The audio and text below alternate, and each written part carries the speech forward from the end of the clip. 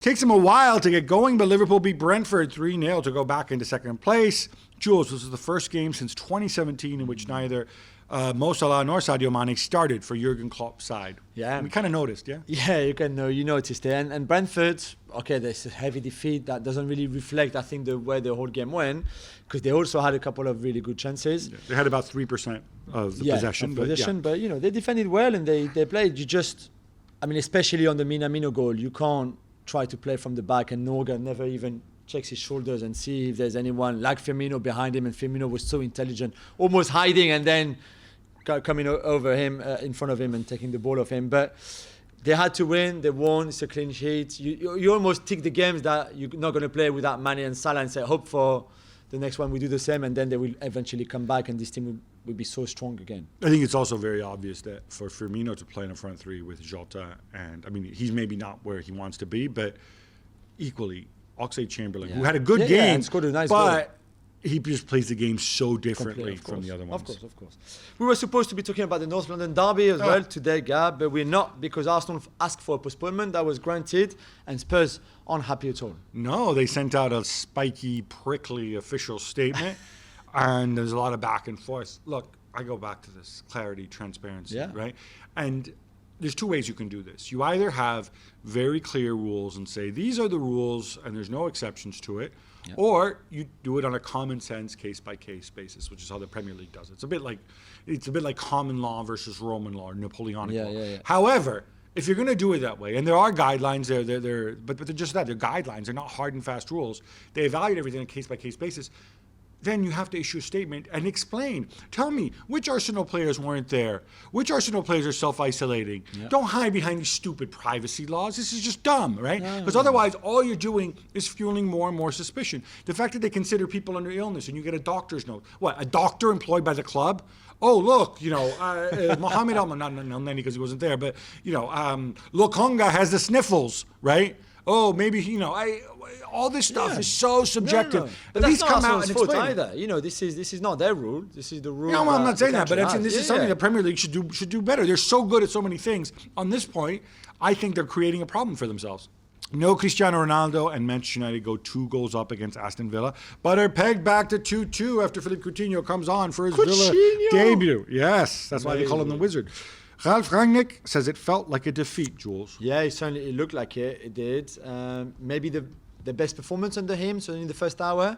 You can't say that the best performance was without Cristiano on the pitch, otherwise the Cristiano guys are going to come after you. But that doesn't mean that Cristiano is not good for this team or bad or whatever. It's just that they happen to play well, and the way they were, the way they pressed, even if they were lucky on the first goal by Bruno Fernandes. But I thought it was a decent performance, and then they all wasted it in the space of 10 minutes, and they probably could have even lost the game. Yeah, I think they could easily have lost. And defensively, not good. Not good at all. Speaking of Rangnick, he also said that Anthony Martial wasn't included in the squad because he was awaiting a move and didn't want to travel with the team.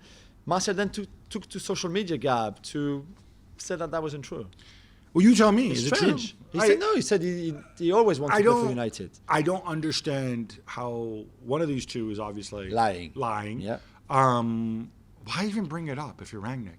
Just say, Martial wasn't picked. If Rangnick had simply said Martial wasn't picked because he's awaiting a possible move somewhere, then you don't create this. Once you say, Martial didn't want to travel. I know. Why? Even if it's true, why? Why say it? West Ham contrived to lose at home to an injury-ravaged Leeds United 3-2 as Jack Harrison scores a hat-trick. Rafinha dispenses magic. Jules, this was big in the battle for top 4. It was big, especially with United dropping points as well. Obviously, no game between Spurs and Arsenal. It would have been really good for West Ham to win.